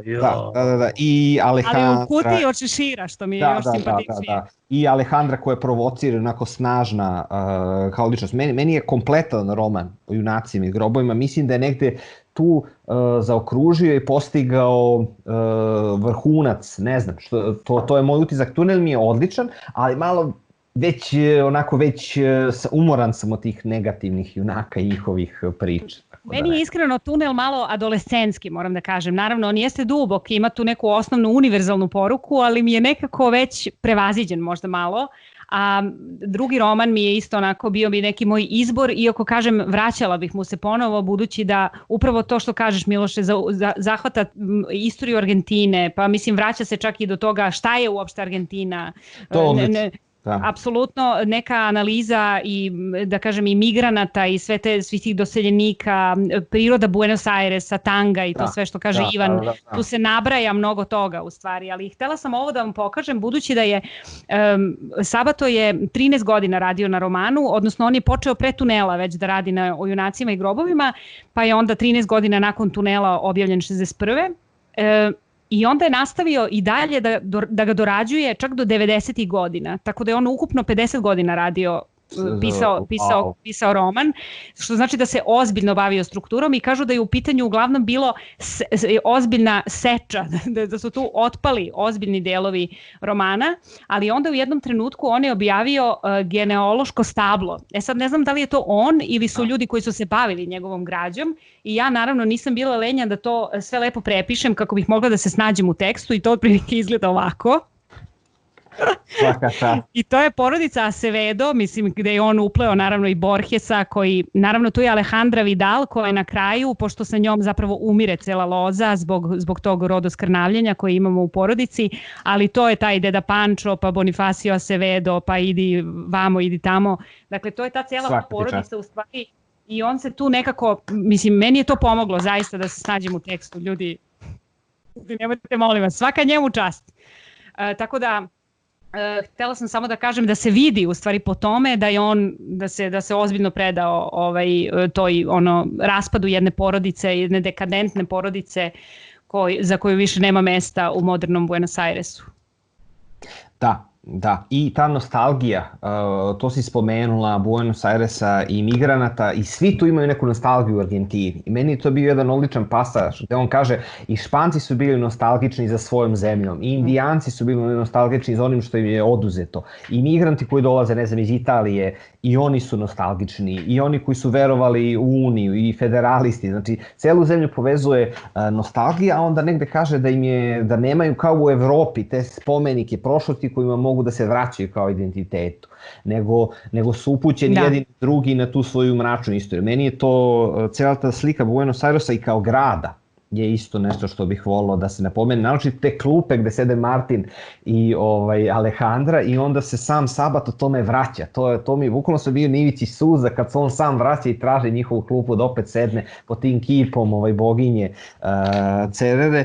Tako da to je toliko dobro kako je povezao i umrežio svetove svojih dela koji se ponavljaju i nadograđuju. A na kraju u Abadonu, koji je potpuno luda knjiga, znači onda on uvodi sebe kao lika i uvodi pitanja koje su mu postavljali o svojim romanima i o tome šta znači... Izdavači, prevodioci. Šta znači izveštaj o slepima. I onda zamišlja u jednom momentu svoje čitaoce i on kaže da je u stvari čitanje poruka u boci koju šalješ nekome, jer uvek mogu da te na pogrešan način razumeju. Ali zašto je meni to toliko genijalno? Zato što on tu opet mistifikuje stvar. Jer onda on sebe uvodi kao neko ko isto ulazi kao Fernando u taj svet slepih, ima to otkrovenje koje doživlja. Znači nije ti pisac dao razrešenje, nego još 100 puta zakomplikovao. Tako je, zato što, baš sam to htjela da kažem da je ovaj Bruno, na primjer, ljudi u ovom drugom romanu, on je neko ko se kao predstavlja kao Sabato, njegov otac ima mlin kao i Sabato, on već ima tu već neki autobiografski upad i ti nekako kontaš, ok, Bruno je Sabato. I onda kreneš da čitaš treći roman i onda shvatiš, ok, Sabato je Sabato. Gde je u stvari Sabato? I onda ali pored toga autobiografskog upada, htjela sam da vas podsjetim na u drugom delu kada u izveštaju o slepima kada sam Fernando krene da analizira tunel. Dakle, meni je to bilo genijalno. Ja ne znam, vi ste, ne znam da li je u književnosti inače, da li su ljudi to radili i sigurno je bilo tih autoreferenci, ali na primjer meni je to bio fenomenalan moment kada njegov lik analizira njegov prethodni roman. I to sve sa onim šta se desilo. Ali on je sulud lik, ako ste gledali intervjue ili čitali intervjue, znači on je tačno taj lik, to uopšte nije toliko simpatično koliko je on zapravo nenormalan. Ste čitali možda, ima intervju koji, u stvari nije intervju, nego između ostalog u pogovoru za Banana, Aleksandra Mančić govori o svom susretu sa Sabatom. Između ostalog ima u jednom dužem, evo kada objašnjava da su se oni sreli i koliko je on opsednut zapravo svojim tekstom i kako ima posebne instrukcije za prevodioce. I on je bio jako iznerviran kako su ga Francuzi i Englezi preveli i onda je imao instrukciju. Ovo što mi čitamo o junacima i grobovima u stvari je izbačena gomila stvari. Zato što je on piše, u trećem romanu piše da je srpsko-hrvatska verzija bila loša. Piše i on čak kudi nekog prevodioca, da se zove Andrić, kako je počeo od da pljuje Sabata, kako je Sabato dao zamerke. Ali je izbacio neke delove što je naš izdavač bi skroz bi bilo komercijalno, zato što se pominje neka albanska vojska ili srpska vojska, pominje se uopšte Balkan u jednom trenutku, a on je taj deo iz prevoda izbacio, zato što je on smatrao da mora da koriguje svaki tekst da bi ljudi, ne znam, ovde mogli da razumeju onako kako je on zamislio da treba da razumeju. Tako da kaže, izbacivo je čitava poglavlja, negde samo rečenice i ono što mi imamo je direktna intervencija bila Sabatova. Tako da on je bio jako težak za saradnju. Vidiš kako je to zanimljivo, na primjer, evo, to zvuči totalno antipatično, na primjer, ali ovako, sam susret sa njegovim tekstom... Nije verovo ništa. Kaže, Aleksandar Mačić kad je došla na taj, ona mu se predstavila i on kaže ja sam prevoditeljka srpsko-hrvatskog izdanja, onog piratskog izdanja. Ona kao, pa ne, kao ja sam se čula s vama i onda sad kao objašnjava šta se sve to dešavalo. Tako da ovo što se javlja u romanu, verujem da je deo njegove ozbiljne obsesije koje je imao da taj tekst bude baš onako kako je zamislio i da ga razumeju ljudi onako kako je on zapravo zamislio. Nije hteo da ostavlja mnogo prostora tu za tumačenje. Tako da je onda on rešio da se... Ako ti radiš na tekstu 50 godina, mora da si lud za tim tekstom. Mislim, jer nema tog teksta koji bih ja peglala 50 godina, nema šanse. Da, ali meni je tu ironično da je posle Borges taj lik koji je sueta, razumiješ? To je to, da, posle Borges taj. Ne, svi, eto, to prosto, šta da I super je protumačio, super mi je još jedna stvar koju on uvodi, time što navodno neko, što ima svoje čitaoce, što posle komentariše svoje delo, što postoji neko koga prati, što se konstantno menja, to me malo podsjeća i na Pinčona, ima tu neku teoriju zavere uvek, paranoišu junaci i onda kako on, i to se isto i Fernandu dešava, onaj koji prati i koji goni u jednom trenutku bude gonjen. Onaj koji posmatra slepe, na kraju sekta slepi posmatra njega. I kako on zapravo, i kako se uvek dešava taj preobražaj da zaličiš na onog neprijatelja koga strastveno mrziš. I to on jednom rečenicom zapravo direktno i govori da svako ko nekog čoveka mnogo kao mrzi u jednom trenutku počne da liči na svog protivnika i postaje kao on, što se zapravo dešava njegovim junacima. Dešava njima, da. Celestino doživljava preobražaj tako što postaje slep, on takođe doživljava te preobraže i u jednom i u drugom romanu, što je dosta sugestivno na samom kraju. Ali super mi je ta paranoja i to što sad razmišljaš o tome, pročitao sam ovaj njegov roman, onda 13 godina kasnije on priča o tome kako je sreo čoveka, ne znam, 48. i pričao sa njim i sa njegovom ženom Rošenberg ili kako god, pa onda, to je s nekom ženom u njegovom društvu. Ali kao, ne budimo naivni, kontrašpionaža, uvek je tu u pitanju, naravno, neka teorija. Pa Jevreji. Da, a inače se protivi mistifikaciji. Nema mistifikacije, a s druge strane svi znamo šta se posle 45. dešavalo, koliko je prebeglo nacoša u Argentinu, pa onda ubaci tu malo sile zla, malo đavo, malo Hitler, pa evo ovi doktori, evo ova čuda. Tako ti fino onako podvuče te zadre da... Da, ali negde kad opet malo ozbiljnu priču, sve to povezano i sa tim jednim nihilizmom, čini mi se u Abadonu, jer da on pokaže da je i delo i sama realnost piševa opet uključena u taj svet posmatranja mraka i tame. I on onda čak na jednom mjestu eksplicitno kaže da samo jedno tako mračno delo sastavljeno od fragmenata može da izrazi tu stravičnu stvarnost u kojoj živimo, u kojoj on živi. I mislim da je tu važno da on negde eksplicitno uključio, na primjer, Che Guevarinu smrt, ili ceo onaj deo sa mučenjem, ili sve one novinske članke o stravičnim zločinama, ne znam, porodičnom nasilju i ludilu i svemu tome. Mislim da je to negde je pokazao da i on sam kao S nije zaštićen od toga da postane Fernando u jednom momentu ili da postane taj gospodin R i sebe uključio u taj jedan užasan nihilistički svet. I baš je ono, ja sam u jednom momentu čak Martina planirao da te pitam zašto kao ovako nešto u doba korone ćemo se dodatno onako životpise na kraju ogledati, ali super, meni je baš dobro došao. Zašto nas mučiš? Odnosno kako je Castel pitao Mariju, gaziš mi dušu. Da.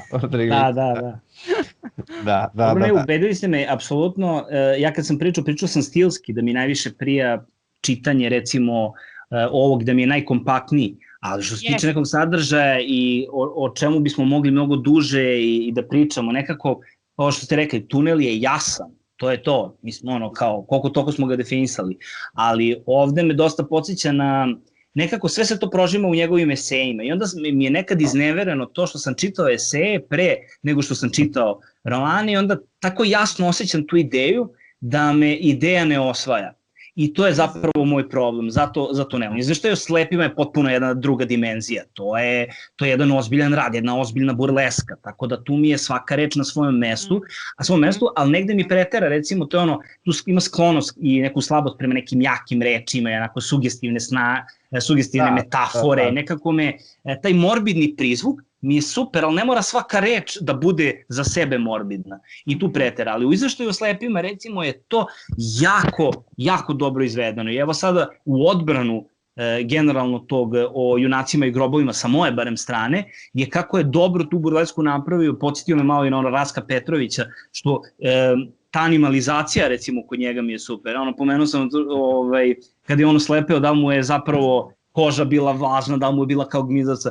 Kada se desi recimo Celestino, kada oslepi, on vidi promenu kod njega, krene mu se gard i onda pominje kao da je slepi miš, kao da je neki gmizavac, jer slepi ljudi su zapravo ta potpuno jedna druga dimenzija, kaže čovek promeni mentalitet, dobije jednu drugu dimenziju. I kako zapravo u izveštaju o slepima taj preobražaj on nama nudi, je ono što mi je super, jer ako obratite pažnju, on nudi bezbroj perspektiva, ali ono što nam nedostaje je perspektiva slepog čoveka.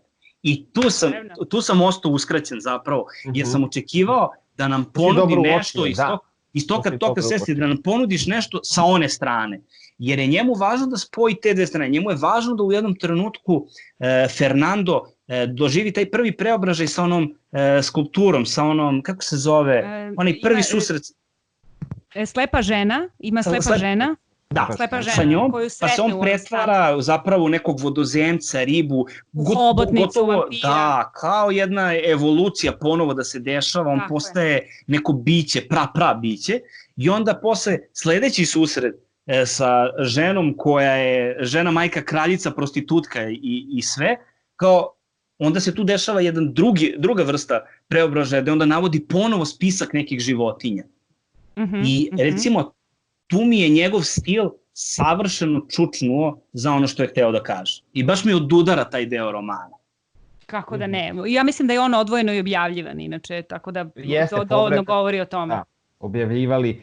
I ono što je bitno negde i Sabato u Abadonu takođe i sam postaje u jednom momentu slepi miš. Isto ta animalizacija opet dolazi, a imali smo i u tunelu gde je postao ptica Castel, kad je on sam postao ptica ili isto primećivali, tako da je odlično. I to nasilje koje si, i to nasilje da kao mlad, kako beše kopao oči ekserima pticama. I kako se uvek vezuje to često i u književnosti. I polivao mrave i nešto, mučio je silne neke životinje. Ali kao eksperiment, to je ovo što sam pomenuo recimo Dostojevskog i kako se on stavlja u ulogu tog razvojnog. On je zapravo smatrao da je to vanredno biće koje treba da vrši neke eksperimente da bi došao do neke vrhovne spoznaje. Smatrao je da je to sasvim u redu. Pričamo o likovima, ne o Sabatu. Ne, i Sabato je to sam radi, mislim, on to kaže, njemu to R otkrije direktno, ono kao da, jesi radio si to. To je to deo jedne psihopatologije junaka koje uvek prvo počinje mučenje nad životinjama i tek posle se onda pojavljuje ono mučenje ljudi. Kako vi u stvari vidite taj odnos slepih ljudi, odnosno šta predstavljaju to za njega slepi? Dobro, ja sam već negde odala da je to zapravo i neka Sabatova autobiografska fiksacija i trauma možda iz detinjstva, ali recimo postoje neki ljudi koji tvrde da je u izveštaju o slepima da se radi o antiperonizmu, o njegovom predstavljanju diktature u stvari i da je to kritika režima i sistema protiv kojeg se on borio, jer Sabato apsolutno ima taj humani pristup u argentinskom društvu i važi za jednu veliku moralnu snagu. On je bio i predsjednik onog anketnog odbora kada su tražili nestale u diktaturi 70. i 80. godina, tako da je on napisao onaj Informe Sabato, izveštaj Sabato i to, tako da ne znam kako vi to vidite. Ja donekle uvijek mislim ne razumemo se dovoljno, prosto Argentina nam je predaleko da bismo sve znali šta se dešavalo u tim režimima, možemo da naslutimo negde i zbog Roberta Bolanja i Pinoća i to znamo otprilike i peronizam da je bio stravičan i režim posle njega. Zanima me da li nekako to povezujete ili vidite nekako slepe na neki drugi način, kao metaforu nečeg drugog. Pa može, svejedno. Da, on je tu opet spomenuo Abadonu da ga stalno pitaju o tome. Da ga stalno pitaju šta znaš ti slepi. I da on to neće. Meni je bilo zanimljivo, našao sam da je njegov sin režirao posle film o junacima i grobovima, to bi bilo interesantno pogledati, koji je kao neki mystery thriller o podzemnim vladarima Buenos Airesa, tako da eto to horror, nešto slično, ali meni je opet taj deo sa nihilizmom i sa tim zlom koje vlada svuda, meni je to bila ta tajna slepi i sa zlom koja postoji u tebi gdje ti na kraju dolaziš da budeš to i ta neka mistika. Mislim da je želeo da on često više puta eksplicitno spominje da postoji to nešto duboko u nama, ta podsvest koju stalno odbacujemo i ona je negde povezana sa tim svetom slepih koje onda otkriva polako i zlo u Fernandu i zlo u samom Sabatu, a mislim da je vrlo važna slika Tiresije, isto na jednom momentu spominje Tiresije koji je oslepeo i onda imamo tu spomene i Edipa koji je sam sebe oslepeo, negde dolazak do znanja nosi... I Homera i sve, nabraja sve slepe ljude sve, i negde to povezuje sa znanjem i sa prokletstvom koje se često i sami sebe činimo, ali meni je to povezano, jeste taj, možemo i politički osjetiti taj moment, ali sa tom dubinom tih podzemnih tokala u koji treba da se uđe u sebi i u svetu i u drugim, eto to je nešto što sam ja osjetio, ali naravno to je dobra alegorija jer je onako beskonačna što se tiče značenja, centralna mislim za njega. Ima smisla ovo što si rekla, Martina, iz prostog razloga što on recimo i kad govori o Borgesu, kad govori o tom njegovom uzdizanju do univerzalnog, govori da i taj jedan Borges, ne samo on, i drugi pisu govorili, se isto napajao tradicijom. I on je neko ko ne beže od tradicije i misli da treba da izvučeš prvo duboko taj mulj same Argentine da bi mogao da progovoriš o nekim visokim metafizičkim idejama. Tako da i on progovara duboko sa tla Buenos Airesa i sve vreme nam predstavlja te ulice i voleo bih da sam bio u Buenos Airesu da mogu da popisujem kao što smo popisivali za hodočašće Arsenija Njegovana ili kao što si Dublin mogu da popišeš, tako da je s te strane super. Što se tiče Perona... Da odemo na onu klupu, da sednemo i da gledamo spomenik Cicere, je li tako? Da, jeste. Bilo bi super. Sad što se tiče slepih, meni je to posmatranje na potpuno... Ne znam, ako se držim teksta, smatram da je to su bića koja su otišla na onu drugu stranu, pošto on to sve binarno posmatra kao dobro i zlo, se stalno lomi u čoveku, su oni ljudi koji su prešli na ovu drugu stranu i zanimljivo mi je zašto se odabrao baš da tu budu slepi, da imamo onu... tu animalizaciju. Ako posmatramo da je čovjek politička životinja, u jednom trenutku ona prestaje da bude politička i postaje samo životinja. I njemu je životinja zapravo to nešto loše i groteskno što navodi čoveka da čini loše stvari.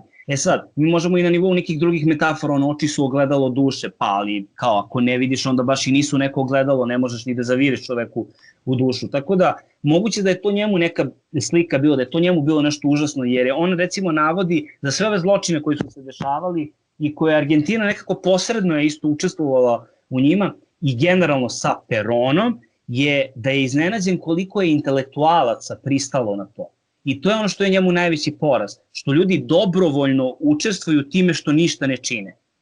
I verovatno da je ta sekta slepih zapravo jedan njegov prkos, jedan njegov bunt, i kao što postoji taj jedan junak koji se buni protiv svih tih ljudi koji se prave da ne vide. To je moje tumačenje. Ljudi koji širi se sekta slepih, kao to su ljudi koji ne žele da vide ono što je zapravo pred očima. Može i tako, da. Sad, možda je ovo i neko preterivanje, ali sigurno da su bića koja ona ne vidi kao misleća. Ne bi insistirao na animalizaciji toliko.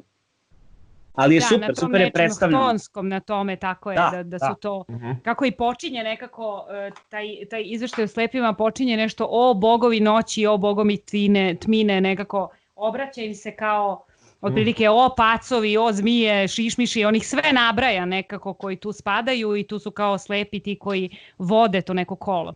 Jeste, definitivno postoji taj moment zaslepljivanja i oslepljivanja u stvari i o nekom saznanju i o nekom humanizmu koji on stalno pokušava da isfura, u stvari to neko pitanje čovekovog postanja, morala i to.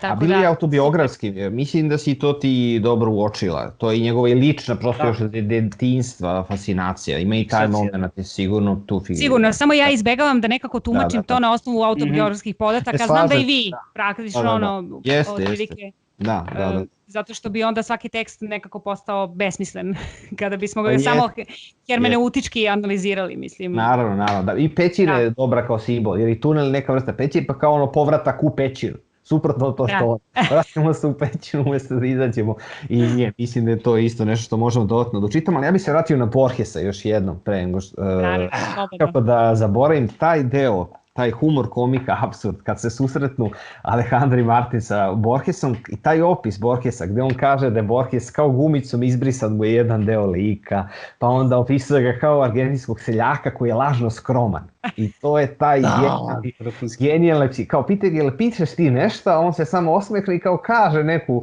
uopštenu stvar, ali vidi se da je superioran u odnosu na tebe i neće se do kraja ti kaže. Tako ga je genijalno, onako sarkastično pokazao da je to je sjajno, a onda malo kad uđeš i istražiš vidiš da su oni, ne znam, u nekom delu bili kao i prijatelji, deceniju njegovu poeziju, ali istovremeno da je odbacivao neke njegove političke stavove, recimo, i da mu je smetala ta artificijelnost negde Borgesova, ali malo kad uđeš dublje, neki ljudi su našli kao, pa je onda čak i govorio na nivou napadovega u fazonu, ta priča sa bibliotekom je osnovna logička greška, gde on meša pojam beskonačnosti, ne znam, sa pojmom neizvesnosti, logički, znaš, kao, posljednjih 20 godina bilo koja knjiga logike može da govori Borgesovu tu čuvenu priču, da. I onda baš ga je brutalno napao, ali dobro, Sabato je neko kod čega i očekuješ iskrenost, a onda se on spomene ga i u Abadonu. Ne znam da ste to primijetili, gde ima kao neku viziju, neko od likova gde je Borges njegov kum na venčanju sa nekom televizijskom svetom. I meni, ja sam tu umro od smeha u tom momentu. Tako da je zaista i istovremeno Borges kao tema slepila vezana i za njega, ali je sličnost, tu se ne bih složio sa Sabatom da je to toliko artificijalno. Postoji ta melanholija i ta dubina i to nešto onako što možemo da uočimo i kod Borgesa, što mu on negdje i priznavao, jer onako imali su složen i dubok odnos, ali je knjiženi portret Borgesa u Sabatovim romanima genijalan, stvarno genijalan, to je to. To je podsjećena, evo samo još ovo na ovog... Ne, slobodno, naravno. Samo ne mogu da se setim na Oblomova, Pečorinovog, gde on završava time što je samog sebe ubacio u roman, a sebe ubacio kao nekog užasnog odvratnog tipa, pisac koji kao sedi, znaš, kao ironična, i ta ironična prikaz figure pisca, jer Sabatu je smetao ta divinizacija figure pisca, gde je Borges apsolutno tu neko ko jeste, neka vrsta polubožanstva, kad zamisliš ko bi bio čist. Morat ćemo da ga tumačimo biografski.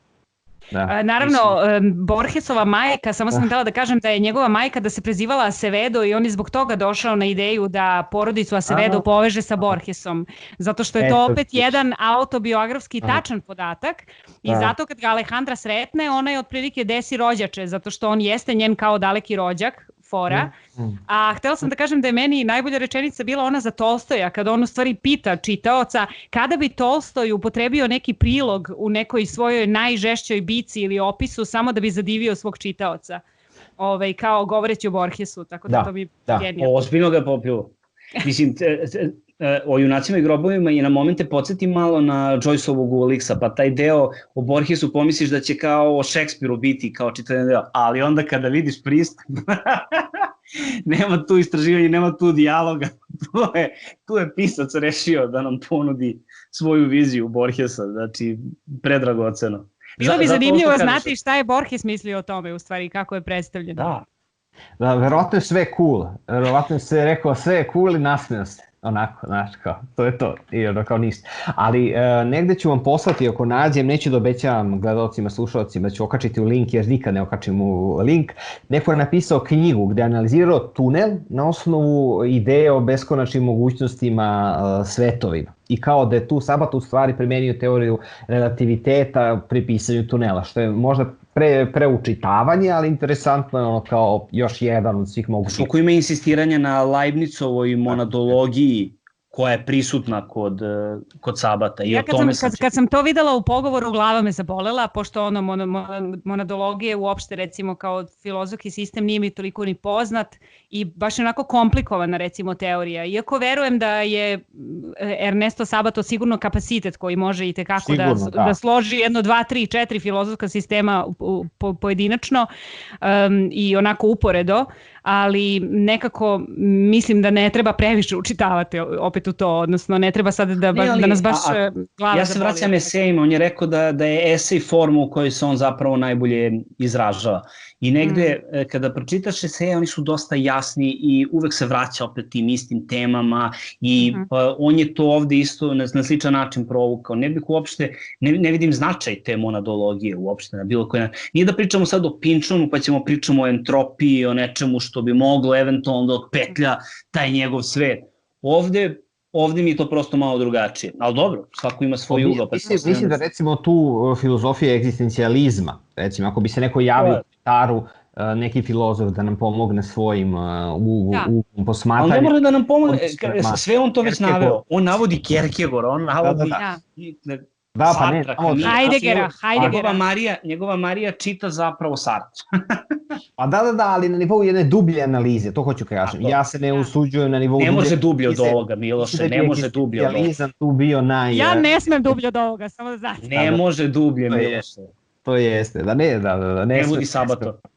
Ne smemo dublje, mislim da je to ono, kao Tajna vratanca na kraju negde snimak može da se završi, ako pojave se Tajna vratanca, ko hoće dublje, neko u stvari da se u ovom snimku negde sa strane pojavi neko prozorče u levom uglu. Eto. I da vidimo ko će da provali. Eto, to bi bilo neka meta igra u stvari sa svim ovim prozorima i slepilima i sa problemom zla i sa filozofijom. Da. Ja sve sam tražio... Hoću samo da kažem da bismo mogli sigurno danima da pričamo o njemu. Naravno, verujem da to može za mnoge teme da se kaže, ali stvarno onako za Sabata dosta tu ima utisaka, na primjer u tekstu, koji bi mogli sad da se izdvoje. Eto, meni opet vraćam se na taj humor. Meni je humor na nekim mestima stvarno bio fantastičan kada on pominje, na primjer, loto i kaže kolike su šanse da sretne Mariju Ribarne ponovo u Buenos Airesu. To bi bilo kao da sam dobio na izvlačenju, da sam uspeo da dobijem daleku lutriju, a sada čekam da ponovo izvučem i da dobijem drugu šansu. Otprilike kao da 2 puta čekam da izvučem lutriju da bih je sreo. I tako neki njegovi proračuni koji su mi bili onako beskrajno simpatični. Da, ti humor je ili razgovori o fudbalskim utakmicama ili ne znam mali portreti onih likova u kafani koji su mene opet podsjetili na Joyce-a. Zaista ima i humora, ima i portreta tih realnih, običnih ljudi, nije sav potpuno apstrakciji, jer mi ovde negde pri ovom našem razgovoru dotaknemo se ključnih stvari, ali je bogatiji naravno tekst uvek i ta slika Buenos Airesa, ono što je moćno i što je lepo osjetiti kad čitaš, i Abaddon i o junacima i grobovima, u tunelu manje imamo konkretizacije, u tom smislu tog sveta. Ja sam pročitao njegove kao memoare pre kraja, gde on onako, to mi je bilo super što je... To je inače njegova najčitanija knjiga u Argentini. Naravno da se tunel se čita u srednjoj školi, on je deo kurikuluma i u Čileu i u Boliviji, to sam baš pročitala u nekom postu, kao na nekom blogu. Ali kažu da je Antes del Fin, to pre kraja, da je u stvari njegova najčitanija knjiga u kojoj ja nisam čitala taj esej, ali kažu da u stvari tu govori i o smrti svog sina Jorgea, o gubitku njegovom u automobilskoj nesreći, da je onako njegova najličnija knjiga praktično. Najličnije, da, i ima dosta melanholije i oko, ne znam, opisuje i svoje detinjstvo i gubitak sina i odnos sa ženom i onako iskreno, ranjivo, nije toliko... naravno, lepo čitanje, lep dodatak, jedan onako melanholičan dodatak njegovim romanima. Svakako ponavlja eksplicitne iskaze, nekad ti bude čak i simpatično naivan kada govore, ne znam, o klimi. Jeste, tako je. I tako nešto, i ti si ili o kompjuterima. Jedan klasični sentimentalan dedica, onako, deka koji kao eto... budite dobri, družite se, volite se. Da, i ti kao... Pa dobro, to slično radi u Otporu, mislim, knjiga koja se zove Otpor i koja bi pomislio, u stvari Otpor uopšte nije angažovan koliko bi pomislio u smislu preispitivanja, to je ono što nam preispitivanja sistema u kome živimo, kritika kapitalizma. On u stvari, to je samo neka senka, ali njega ne zanima taj marksizam, on se baš nekako sentimentalno odnosi prema tome u fazonu, eto i taj televizor koji su nam nametnuli, kao ta širina izbora, nema više dece u parkovima, mi smo se u moje vreme igrali ovako, ja sam imao vreme, ranije smo ubijali vreme, kao, a sada, eto, taj tempo življenja trebalo bi malo usporiti i sve nešto ide po tom fazonu, sam pomislio. Kao tim opštim mestima nekad, da. Gomila opštih mesta, zato je u romanima, dobro što smo se držali romana, ali mi je zato dragoceno u Abadonu koji je, ne znam, to je potpuno jedno čudo od romana, ne znam kako ga nazovem, s čime se sve on suočava i šta sve kritikuje. Pa sad, pomenuli smo Hitlera kao osovine zla, pa svećete ono društvo leve ruke, društvo desne ruke, da postoje tajna društva, to kao izlači. Pa onda krene redom, pa malo Sartrovu filozofiju, pa onda kada krene se zeza za ovoga Flaubera, kako jeste, baš je on objektivista. Ja sam Madame Bovary. Madame Bovary, to sam ja. To je odličan deo. A to je vaša... I zapravo sve da bi potkrepio svoju temu kao kako umetnost ne može da bude objektivna. On je pobegao iz nauke, koja tom objektivnošću se odaljila od čoveka i došao u subjektivnu umetnost. Šta mi pričate o umetnosti koja je objektivna? I onda vrhunac mi je zapravo, kada prođe cijeli deo, onaj susret sa njegovim nazovi fanovima koji se zovu Nacho i ona se zove Agustina, tako? Agustina, da, jeste, brat i sestra. Onaj deo sa zidom, što Nacho ima zid koji se razočara u jednom trenutku, pošto on obožava tunel i obožava Borgesa Sabata zato što juri za tim apsolutom i onda ga izneveri zato što se pojavi u Henteu, onom snobovskom časopisu da se pojavila njegova slika i neki intervju i onda ga on popio i odlazi i onako demonstrativno uzima i kači njegovu sliku na zidu gde već postoji Madame Bovary i slika Načova gde stoji oblačić u kome je on napisao ali ubio si je na kraju. I onda dodaje i Sabatovu sliku isto kao kako je napisao mu i đubrence. Da. Znači, ti detalji gde onako ima i neke autoironije i sprdanje na sopstveni račun mi je recimo isto. Kao ne preza i sebe da kritikuje i stvarno ne preza. Nije mnogo, ali ima i to. Pa ne, a ovaj njega direktno suoči u smislu da je licemeran prema onome što govori u svojim tekstima. Znaš, Nacho je neko ko je radikalno orijentisan prema angažovanosti i on suoči pisao. Je mladi Sabato, o tome se radi. Da, i onda Sabato direktno Sabatom opali onda šamar u jednom momentu. Da, to mi je. Da, tako da i onda da i odnos Naće i njegove sestre isto posle katastrofalan i sve to, cela ta knjiga i odjednom samo vidiš fragmentarni delovi Che Guevare i njegove smrti. Ti si kao... I vizija Che Guevarina, Che Guevara je imao viziju za novog čoveka, znači to je novo društvo. Tako da to je recimo dobro predstavljanje, jedno zanimljivo predstavljanje lika za koga svi misle da znaju ko je bio, tako da lepo ga je uobličio ovde, meni je bio interesantno. Tako je. Dobro, mislim da možemo zaokružiti onda ovaj dijalog. Šta kažete? Ja sam htjela recimo da kažem da sam ja čitala od njega još jedan, na primjer, esej njegov, ja mislim da je 63. ovo objavljeno. To je Pisac i njegove utvare ili Pisac i njegovi duhovi, El escritori sus fantasmas. I ovo je recimo, ovako po sadržaju se vidi, dosta je onako posvećen svim nekim relacijama u književnosti. Sad, na primjer, imate, ne znam, pod stranu 2, na primjer, o dva Borgesa, o egzaktnoj reči, o delima koji se pišu u nastavcima, o Dostojevskom, o Balzaku i nauci. I on je, na primjer, po stranu 2 isto pisao, recimo, o neka svoja mišljenja. Ono što je zanimljivo i zbog čega je ovo zabavno za ljude koji se bave književnošću je zato što je on, naravno, jedan onako opšte obrazovan čovek, pa je bavio se i grčkim i tako drugim jezicima i piscima i sve ostalo. Ovde ima zanimljivih zapažanja jer ovo je kao neka njegova istorija čitanja. Tako da onda tu možeš dosta da stvari onako vidiš, ne znam, šta je on mislio, na primjer, o nekim mitovima i tako, eto. Zbog toga su, na primjer, ovi njegovi eseji nešto što ja uvek nosim sa sobom, na primjer. Jer gde god otvoriš, na kojoj god strani, imaš nešto zanimljivo da pročitaš o istini, o apsolutu i tako. Mislim, to su neke opet njegove ideje u književnosti kojima se on stalno vraća. Ne znam, ideja vremena isto. Mislim, koliko je vremena prošlo na satovima u odnosu na to neko anonimno vreme u odnosu na univerzalno vreme i tako. Tako da, eto, ti eseji su, na primjer, onako zanimljivi, možda zato što su više konkretno se bave književnošću. Mene je ovaj razgovor uverio da je Sabato bolji nego što mi je delovalo tokom čitanja. Meni je samo recimo taj treći roman onako prilično mučan bio za čitanje prosto, odnosno vrlo je naporan, moraš da mu se vraćaš iz nekoliko delova, iako ga, na primjer, mislim da ga struktura malo čini komplikovanim prosto, ne sam tekst toliko, nije toliko tekst zahtevan. Mislim da ne nudi dovoljno vrednosti, to je ono što se ne tiče, što meni nije bio naporan mi je za toliko što u redu čoveče i taj 60 strana o objektivnosti i subjektivnosti i umetnosti, odnosu nauke i umetnosti, pa onda hoćemo malo o jednom pisu, o drugom pisu, o Hitleru. Pa svoje autobiografije, ceo 200 strana u stvari, gde on iz svog života prepričava susret u stvari sa svojim književnim motivima, sa svojim književnim I sad tu ima s jedne strane dobrih nekih delova, kao kada razmetramo zašto Latinosi nisu imali velike filozofe, ali su imali velike romanopise, zato što kao, jer se nisu do kraja predali racionalizmu i nisu se odvojili od magijsko od logičke upotrebe jezika i to je recimo jedna divna odbrana latinoameričke kulture koja se meni dopala i koja mi je bliska.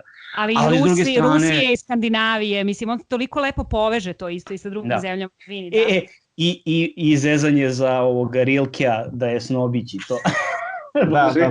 I Francuze nije baš volio. A Prusta koliko voli, ali voli Prusta.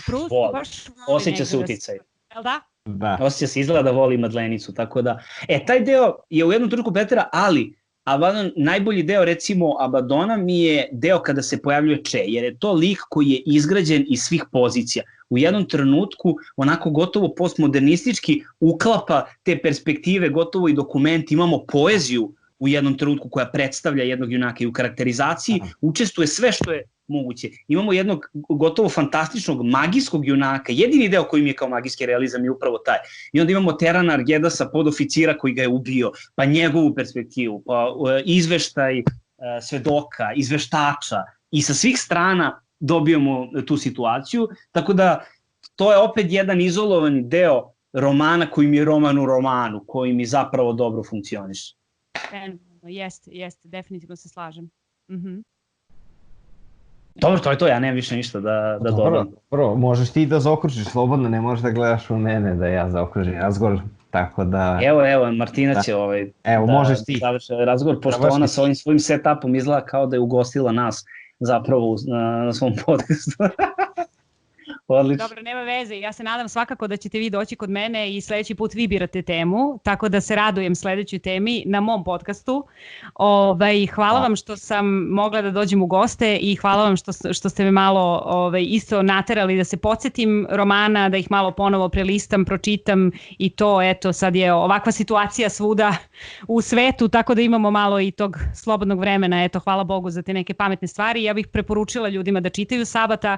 Ako se nisu sa njim njim do sada upoznali, apsolutno neka počnu sa tunelom, pošto je to roman onako koji nema greške, nema viška slova, što se kaže, tako da je tu sve jasno i eto, neka uživaju u njemu i vama obojici hvala. Hvala i tebi na čitalačkom zadatku i na tvom gostovanju. Da, bilo je uživanje, ovo je jedan od opuštenijih razgovora, apsolutno, nema pauze. Tako da ništa, ostaje samo da ljudima koji su odslušali ovo do kraja, kažemo da ostave neki komentar, pretpostavljam da ste čitali barem nešto od Sabata, tako da recite nam kako vam deluje, da li on stvarno spada, je uključen na tu njihovu planinu Rushmore gde su već kao vrednosti utemeljene Cortázar, Borges i trebalo bi zapravo da bude Sabato. Cortázar bi isto bio strava tema, ne znam da li ste ga radili, ali to bi isto bilo... A jesmo u okviru magijskog realizma, pa kao da se ne ponavljamo, ali ko zna. Tako da neko pominje i Gombrowicza, što se ja ne slažem, jer čovjek baš i nije pisao na španskom, ali dobro. Sve u svemu, čitajte Cortázar, ostavite komentar, lajkujte ako vam se dopala. Rekao si Cortázara, može i Cortázar.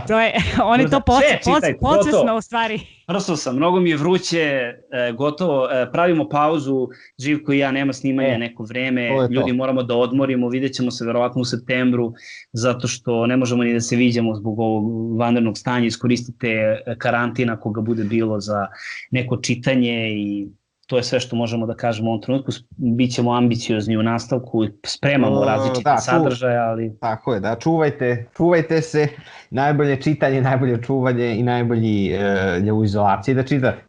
Zapratite i Martinin podcast, tako da vidite kako ona to radi sa svojom koleginicom, drugaricom, tako da eto.